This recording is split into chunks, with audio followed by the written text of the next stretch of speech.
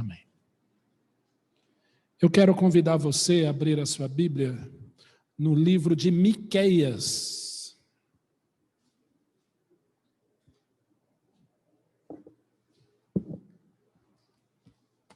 Eu falei assim, abre a sua Bíblia no livro de Miqueias. Alguns ficaram assim, onde é que será que é isso? Está na Bíblia, acreditem. É muito fácil. Existem os profetas maiores e os chamados profetas menores. Não é no tamanho e nem na qualidade da profecia. É porque alguns escreveram mais, outros menos. Ok? Então, abra sua Bíblia aí no livro de Miqueias, no capítulo 5. Miqueias 5. O texto será transcrito aqui, nós preparamos alguns slides para você. Pode deixar, Alexandre, eu vou fazer aquele meu lá, tá bom? Obrigado. E eu queria que você pensasse em alguma coisa simples na vida. Alguma coisa simples. Algo simples que de repente se tornou grandioso e você não esperava. Eu me lembro, não me lembro porque eu não existia, mas me lembro quando eu li a respeito de Rui Barbosa, talvez maior jurista, maior intelecto que o Brasil já teve na sua história, quando ele faria uma conferência de paz em Haia, na Holanda, e ali o brasileiro ia fazer o seu discurso, as pessoas começaram a rir. Quem é esse brasileirinho? Quem é esse mulato? Quem é essa pessoa? E Rui Barbosa perguntou assim para eles, em que língua vocês querem que eu fale? Uma pessoa que ninguém dava nada, e me solta essa pergunta, que língua vocês querem que eu fale?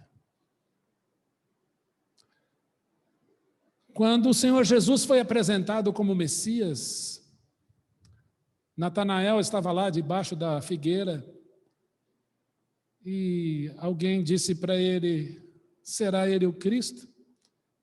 Ele disse, pode vir alguma coisa boa daquele lugar? Nós vivemos a época do chamado preconceito, a época da chamada discriminação, uma época onde o ser humano se preocupa muito consigo mesmo, com aquilo que ele pensa, aquilo que ele acha é mais importante. E nesses tempos de pandemia eu tenho visto, de uma forma acelerada até, cumprir-se, ainda que tecnicamente essas palavras sejam para o futuro, mas cumprir-se como assim as primeiras gotas de uma tempestade, de uma frase que Jesus nos fala lá em Mateus capítulo 24, o amor se esfriará de quase todos. Nunca eu vi tanto isso nesses dias.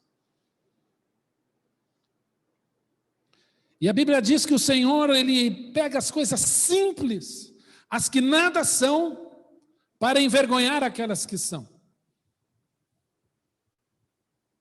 Eu fico pensando como o Senhor Jesus Cristo, Deus, se faz homem de forma tão humilde, tão simples.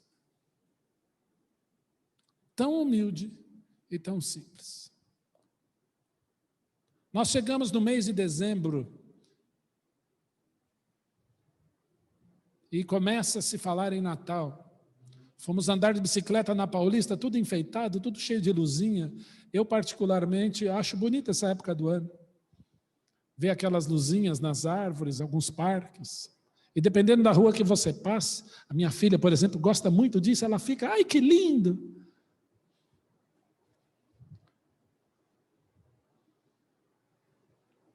E nessa época nós começamos a pensar nos textos que falam do nascimento do Senhor Jesus. Eu quero dizer uma coisa para vocês. Antes de começar a falar, tudo bem que eu já comecei a falar, mas antes de entrar no texto, ninguém vai roubar o sentido do Natal para mim em 2020. Como diz o cântico, a história tem o seu lugar. Ninguém. E nós vamos ver, para sua decepção, que Jesus não nasceu no dia 25 de dezembro. Mas convencionou-se separar essa época para nós falarmos desse assunto. E eu não sou bobo, eu vou aproveitar essa oportunidade. Ao término do culto, tem alguns cada dia de Natal bem aqui, eu esqueci ele no carro, o carro está na porta, vou pegar, vou deixar para você presentear alguém, ainda dá tempo. As últimas unidades estão ali. Uma devocional para cada dia do mês de dezembro. E uma delas, e o tema esse ano é Natal, a vitória sobre o medo. E uma das devocionais é o medo do Covid. E como Jesus de Nazaré é a resposta de Deus para o Covid também. Talvez você não creia nisso, mas eu creio. E quem escreveu isso foi um pastor chamado Reverendo Hernandes Dias Lopes, que teve Covid, e ele falou do medo do Covid no texto que ele escreveu. E está muito bem, obrigado, e pregando.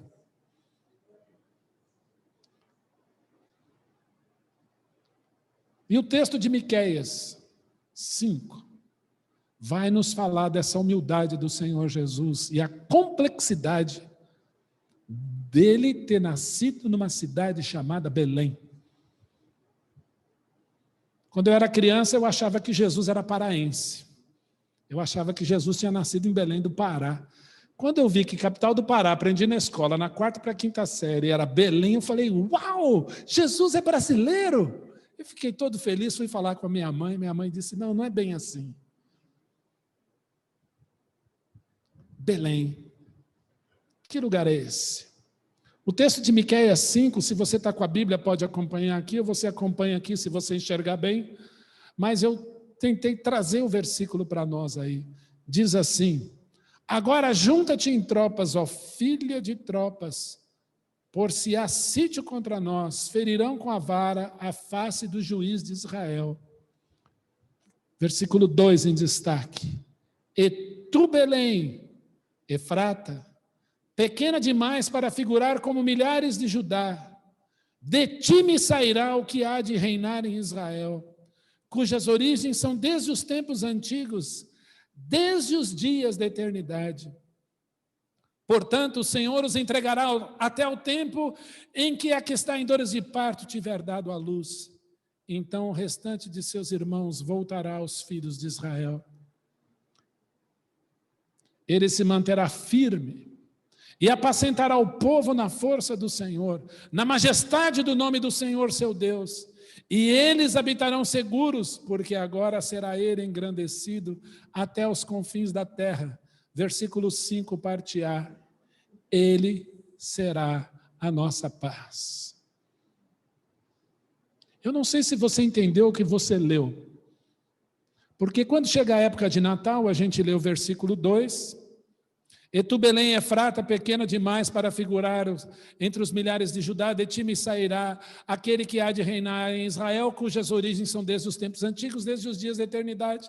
E o versículo 5a, ele é a nossa paz. Mas olha o que está aí no meio. Olha o que está aí no meio. O capítulo 1, eu não sei porque o tradutor separou o 1 do 2. Está falando de um cenário de guerra, de restauração, de afronta à face do juiz de Israel. E o versículo 2 faz uma profecia que de Belém nasceria aquele que reinaria em Israel.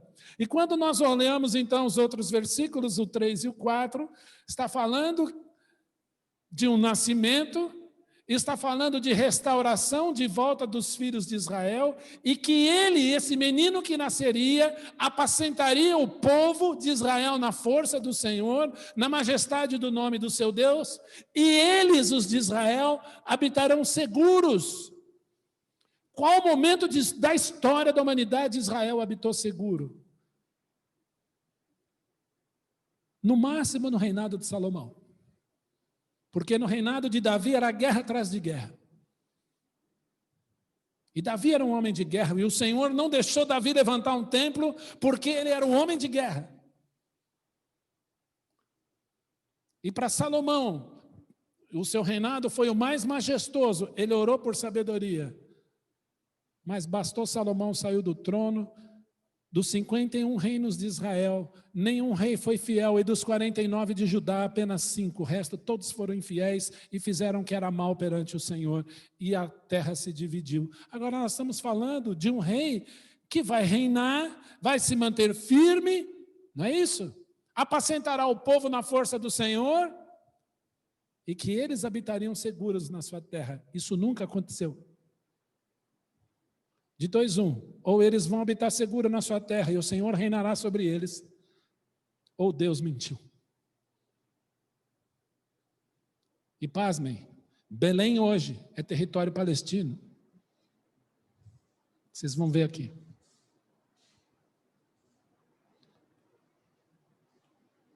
Vamos falar de Belém?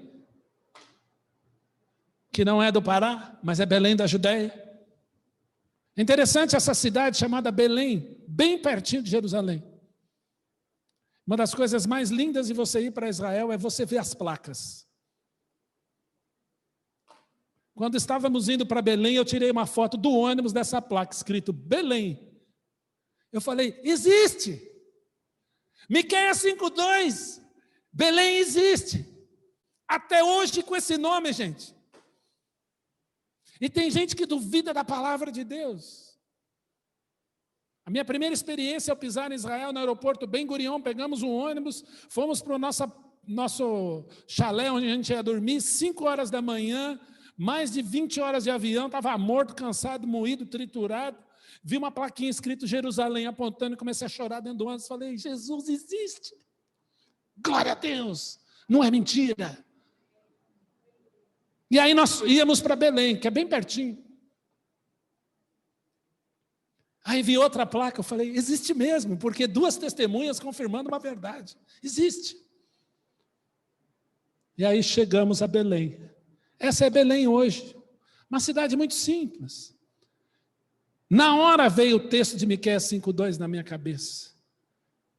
E tu, Belém Efrata, pequena demais para figurar entre os milhares de Judá, de ti me sairá o que há de reinar em Israel. Essa é uma visão da chegada de Belém, uma cidade simples. Quando você olha para Tel Aviv enorme, Jerusalém enorme, uau, suntuoso, você olha, seus olhos brilham, mas você olha para Belém, sem graça. É uma cidadezinha. E aí fomos lá conhecer o Campo dos Pastores, que quem faz a manutenção daquele lugar são os franciscanos. É o chamado Campo dos Pastores, né? Somente a Deus a glória, ou glória a Deus nas maiores alturas. E aqui é a visão do Campo dos Pastores. Eu fiquei imaginando Jesus nascendo num lugar assim, simples, no meio do campo. Dá para apagar essa luz daqui da frente, Will? Só as luminárias? Aí vocês veem melhor.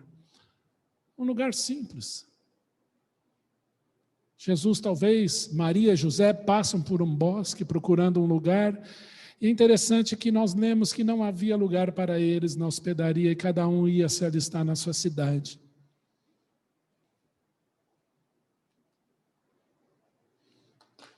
Você sabe por que essa foto está aí? Essa é uma foto de Belém no dia 25 de dezembro. O que acontece lá? Imagina os pastores guardando o rebanho na neve. Não foi em dezembro, gente. E vou piorar as coisas. Não fica decepcionado, eu falo isso todo ano, mas a gente precisa lembrar, os magos nunca foram para lá, naquele momento que Jesus nasceu.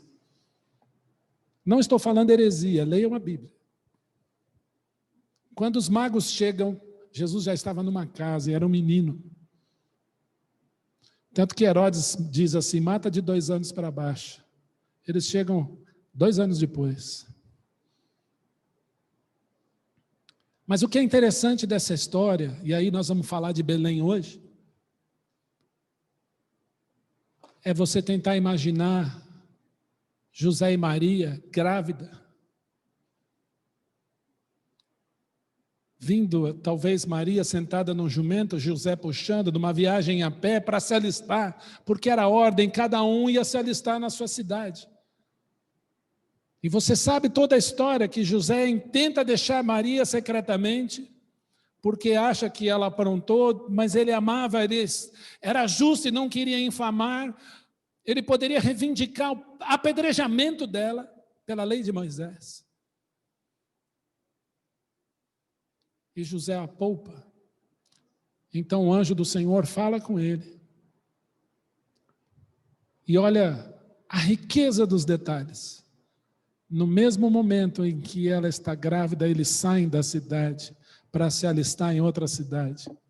Ela vai para a casa de Isabel, sua parenta, depois eles saem daquele lugar, até que ao se completarem os dias, como nós lemos no Evangelho de Lucas, nasce o menino Jesus. Interessante que Lucas relata somente a visita dos pastores.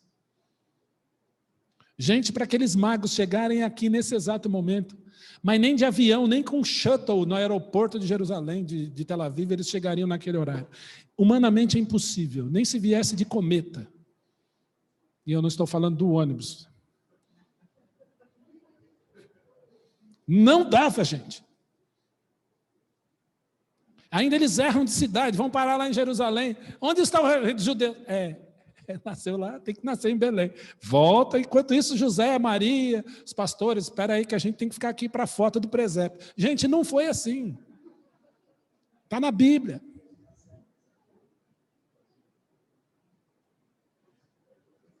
Por quê? Deixa eu separar os assuntos. Por que o Senhor Jesus em Belém recebeu, em primeiro lugar, só a visita dos pastores? Porque o Cordeiro nasceu. Ele foi contemplado pelos pastores. E o Senhor se revela àqueles pastores no campo, a multidão da milícia celestial cantando glória a Deus nas maiores alturas e paz na terra àqueles a quem Ele quer bem. Vocês vão até Belém, vocês vão ver esses sinais. Vocês virão um menino envolto em panos numa manjedoura e eles vão lá. Eu fico imaginando aqueles pastores olhando ali, voltando, dando glórias a Deus, dizendo, vemos o Messias, o Salvador. Ele era o Cordeiro. E a providência divina, o Pai trabalhando, manda os magos até lá simplesmente porque carpinteiro não tem condições de fugir para o Egito com o dinheiro próprio. Ouro, incenso e mirra. Providência. Nós vamos falar, se Deus permitir, semana que vem, sobre os presentes dos magos. Por que Jesus ganhou ouro, incenso e mirra? Nada na Bíblia é coincidência, gente. Hoje é dia da Bíblia. Vamos falar de Belém? Olha o que está por trás desse nome. Jesus nasce numa cidade chamada Belém. E a história de Belém é interessante. Há dois eventos que antecedem o nascimento de Jesus. Quem morreu em Belém? Alguém sabe aqui? Vou dar uma chance, hein? Quem morreu em Belém? Fala o nome. Qual é o seu nome? Raquel. Raquel morreu em Belém. Não essa Raquel que está aqui. Raquel, esposa de Jacó, morreu em Belém, Efrata. Pelo nascimento de Benjamim, o parto foi difícil. Raquel morre em Belém.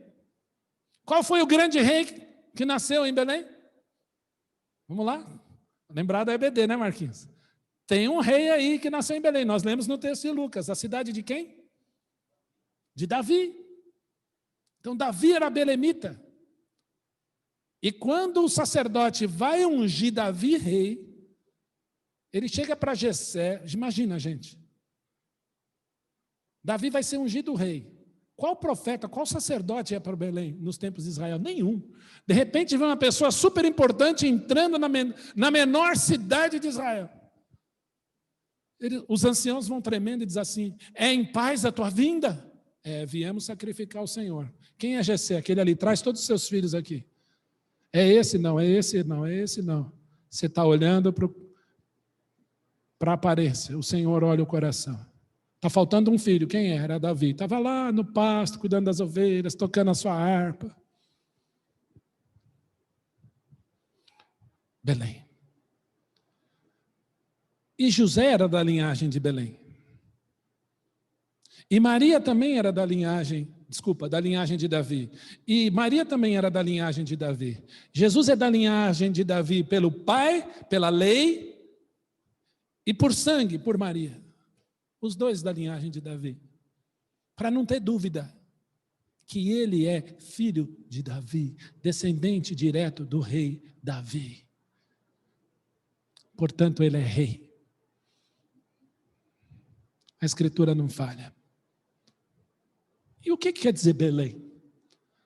Em hebraico é Bethlehem. Bethlehem.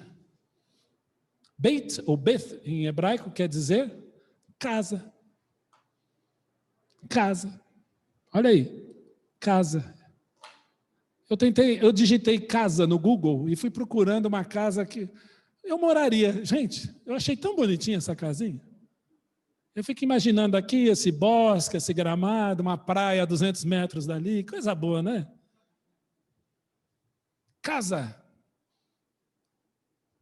No princípio era o verbo estava com Deus e o verbo era Deus. Ele estava no princípio com Deus. Todas as coisas foram feitas por ele, sem ele nada do que foi feito se fez. A vida estava nele e a vida era a luz dos homens. Estava no mundo, o mundo foi feito por ele, mas o mundo não o conheceu. Mas a todos quantos o receberam, deu-lhes o poder de serem feitos filhos de Deus, a saber, os que creem no seu nome. Presta atenção.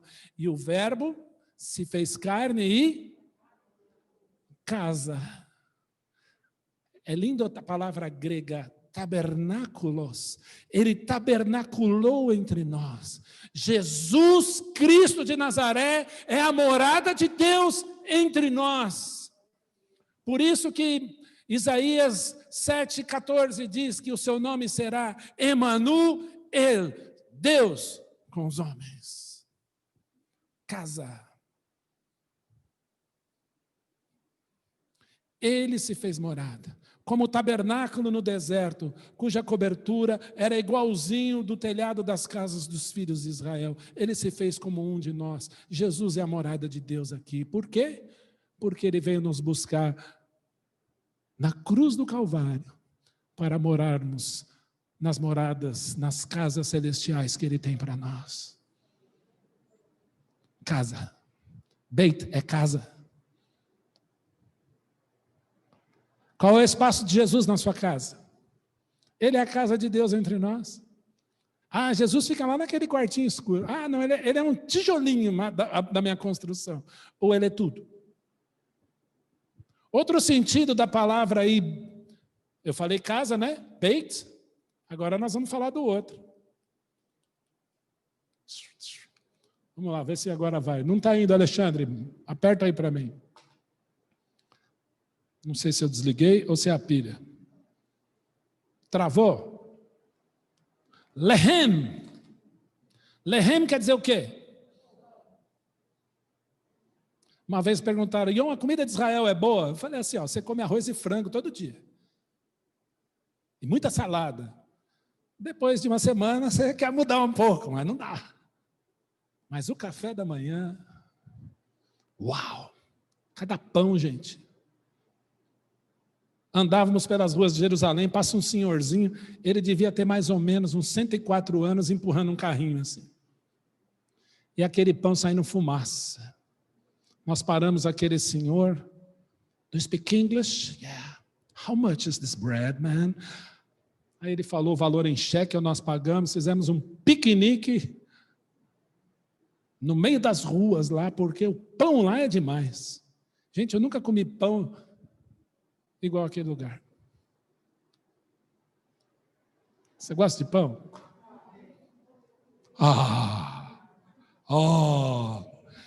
Quem é paulistano aqui? Nasceu aqui? Ou nas imediações de São Paulo? Paulistano gosta de pão, né?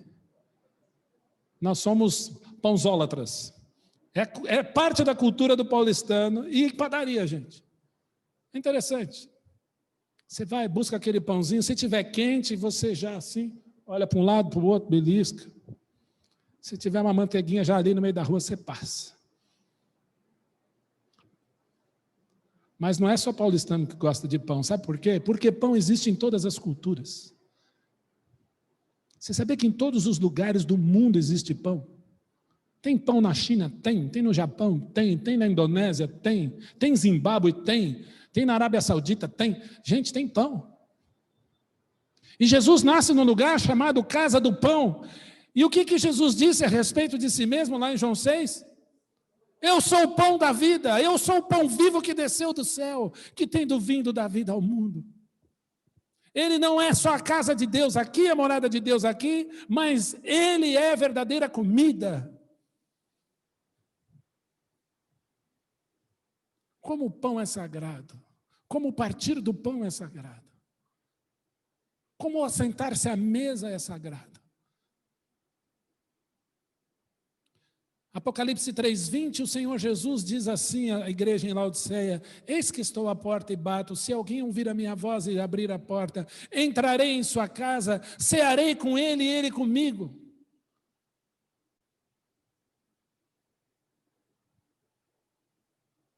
Eu sou filho de mineiro, gosto muito de queijo, mas sou filho de italiana, gosto muito de pão. Então, se tiver um macarrão com muito queijo e um pedaço de pão, estou no céu, gente. É bom. Alimenta, você fica feliz, e se tiver uma boa companhia, então você fica mais feliz ainda, e essa boa companhia é o Senhor Jesus. Ele é o pão que nos alimenta, que nos sustenta, e nos ensinou na oração do Pai Nosso: o pão nosso de cada dia nos dai hoje. Assim como Israel no deserto, o maná, o pão caía do céu. Que Deus é esse? Só que Belém tinha um outro nome, qual era? Efratá. Provavelmente os fundadores, na divisão de Josué das porções da terra, a tribo de Efraim vai ficar nesse lugar, daí vem esse nome Efrata. É uma cidade com 2 nomes interessantes. E o que quer dizer Efrata? Lugar frutífero. Lugar de produtividade. Ou lugar de abundância. A palavra Efrata traz todos esses nomes. Olha o lugar que Jesus nasceu. Casa do Pão. O Marquinhos ensinou uma música aqui, que a semente cai, mas parece que ela morreu, mas de repente, cresce. Lá em 1 Coríntios capítulo 15, nós lemos que a semente, se ela não cair na terra, ela não germina, e se ela não morrer, ela não traz vida. E é isso que o Senhor Jesus Cristo fez. Ele é a semente que foi colocada na terra, ele veio, morreu, foi sepultado e ressuscitou para ganhar muitos, atrair muitos para si. Abundância. João 10, Jesus Cristo disse: eu vim para que tenham vida e a tenham em abundância. Coincidência da palavra de Deus, Jesus ter nascido no lugar chamado a casa do pão, sendo ele o pão da vida, e que nos dá vida em abundância. Semana passada nós falamos de João 15. Eu sou a videira verdadeira, os vossos ramos. Todo aquele que está em mim, ele limpa para que faça o quê? Produza mais frutos ainda.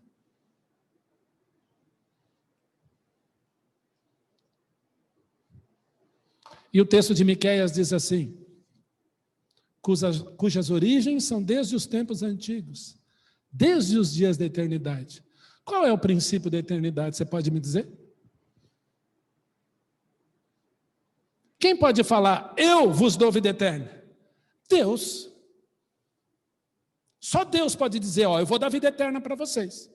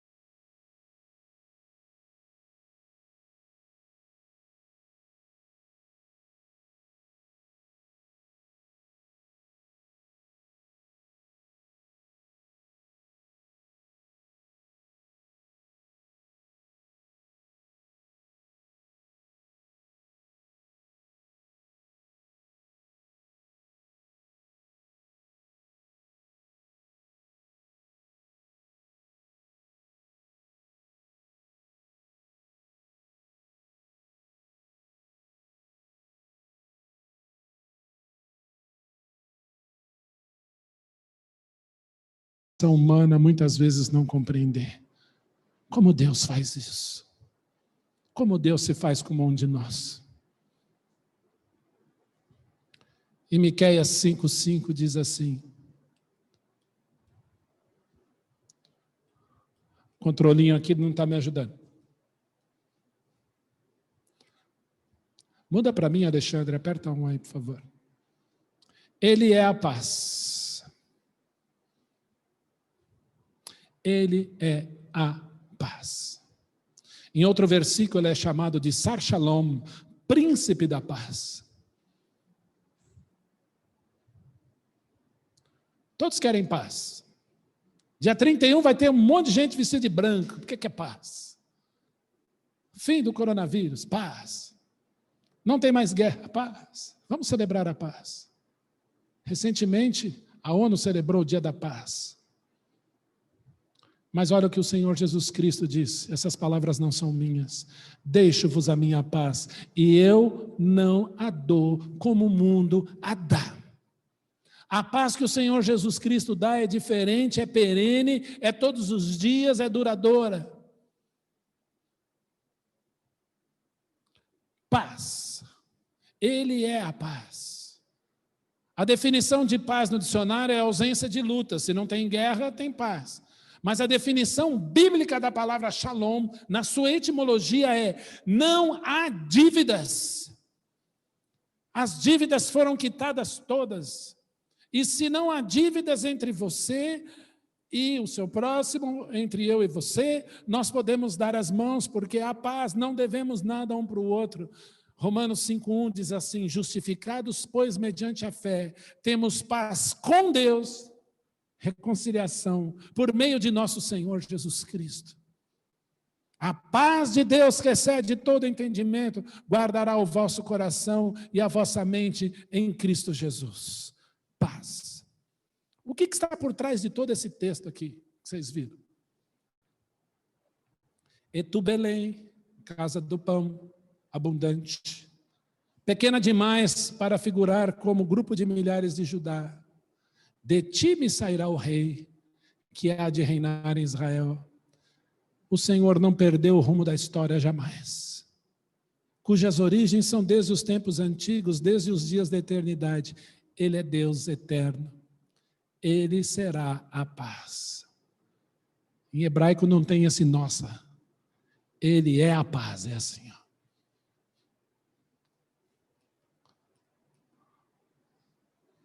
É muito mais que uma profecia se cumprindo, gente. Sabe o que significa esse pequeno texto que você leu e lê todo ano na época do Natal? É isso aqui, ó. Casa, Ele é o pão, Ele é a abundância, Ele é o Deus eterno, Ele é a paz. Só isso. Está te faltando alguma coisa? Esse é Jesus. O Deus eterno se fez homens. Fez-se a morada de Deus entre nós. Emanuel. Ele nos reconciliou, deu-nos vida em abundância e nos alimenta de sua fonte inesgotável de virtudes e nos dá a sua paz. Miqueias 5:2 e 5. Quem é Jesus? Deus de amor, nós te agradecemos pela tua palavra. Te agradecemos por esse texto riquíssimo da tua palavra, que demonstra quem o Senhor Jesus é. Obrigado, Pai, porque aquele bebê humilde era o Deus encarnado. Pai, eu nunca vou entender que o Filho de Deus, que é Deus, é um contigo, criou todas as coisas. Sem Ele, nada do que foi feito se fez. Se faz uma sementinha no ventre de uma mulher, gerado 9 meses e nasce na casa do pão, para que nós pudéssemos ter vida em abundância. Que amor é esse, meu Senhor? Nos ensina a andar de mãos dadas com esse amor todos os dias. Nós queremos te adorar, meu Deus. Nós queremos te contemplar. Obrigado, Pai, porque a tua palavra revela Cristo Jesus, o Rei da Glória, o tempo inteiro por nós. Bendito seja o nome dele. Nós oramos agradecendo pelo privilégio de sermos chamados teus filhos. Porque Jesus é o pão da vida. Como cantamos, Jesus é a cura. Jesus é vida em abundância. Jesus é Deus conosco. Jesus é a paz. Todas as virtudes estão em Cristo, todos os tesouros da sabedoria e do conhecimento estão em Cristo. E quantas vezes nós não queremos andar segundo Cristo? Obrigado pelo teu amor que nos constrange. E se o teu amor nos constrange, é somente por Jesus Cristo, nosso Senhor. Em nome dele oramos e agradecemos. Amém. Amém. Deus abençoe.